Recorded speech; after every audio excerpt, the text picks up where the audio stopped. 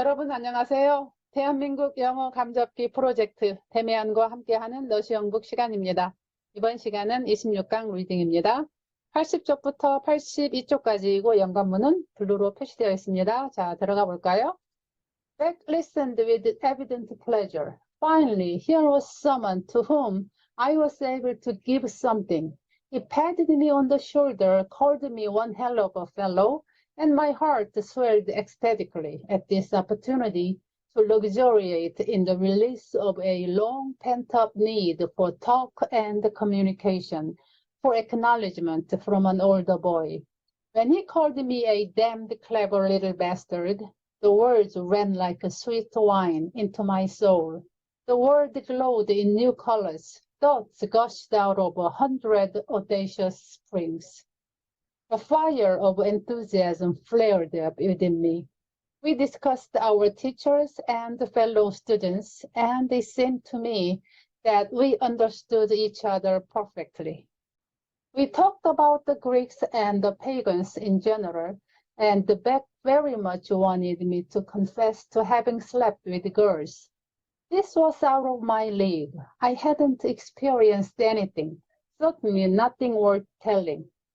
And what I had felt, what I had constructed in imagination, ached within me, but had not been loosened or made communicable by the wine. Beck knew much more about girls, so I listened to his exploits without being able to say a word. I heard incredible things. Things I had never thought possible became everyday reality, seemed normal.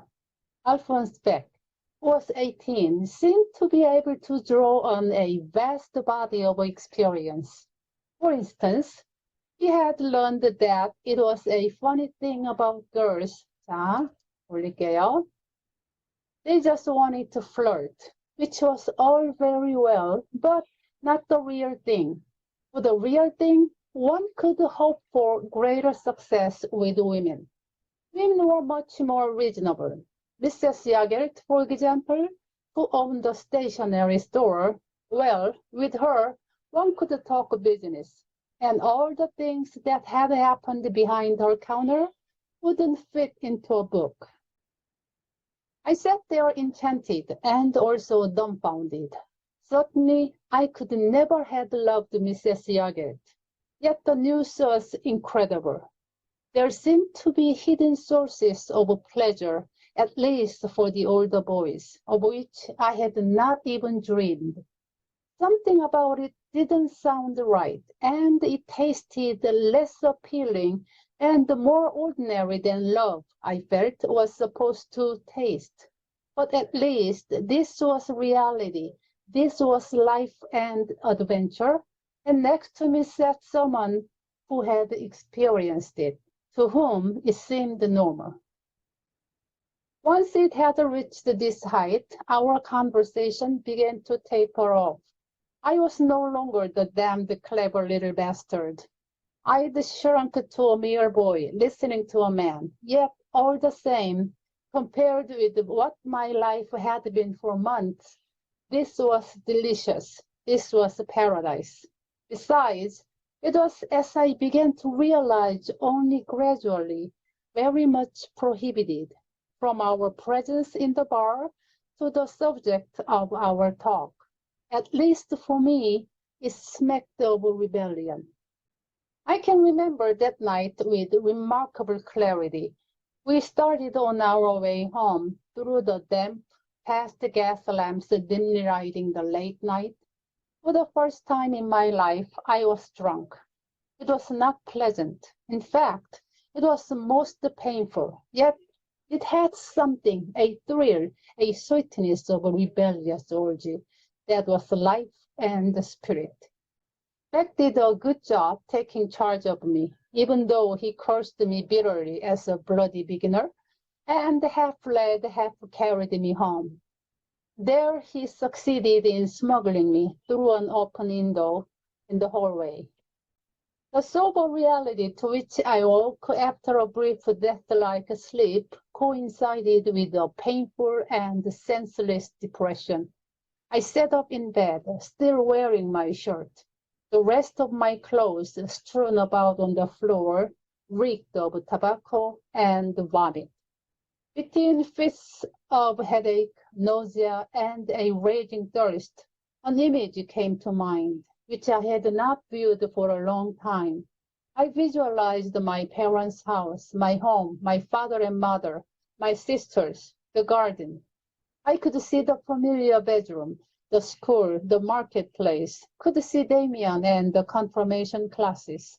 Everything was wonderful, godly pure, and everything, all of this, as I realized now, had still been mine yesterday, a few hours ago, had waited for me. Yet now, at this very hour, everything looked ravaged and damned, was mine no longer, rejected me, regarded me with disgust. Everything dear and intimate, everything my parents had given me as far back as the distant gardens of my childhood, every kiss from my mother, every Christmas, each devout light-filled Sunday morning at home, each and every flower in the garden, everything had been laid waste, everything had been trampled on by me. If the arm of the law had reached out for me now, had bound and gagged me and led me to the gallows as the scum of the earth and the desecrator of the temple, I would not have objected, would have gladly gone, would have considered it just and fair. So that's what I looked like inside. I was going about contemptuous of the world. I, who was proud in spirit and shared Damian's thoughts. That's what I looked like, a piece of excrement, a filthy swine, drunk and filthy, loathsome and callow, a vile beast brought low by hideous appetites.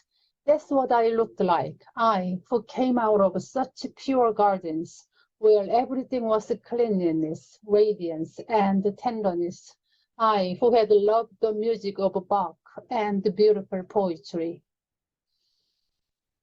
우울한 말들이죠, 오늘은.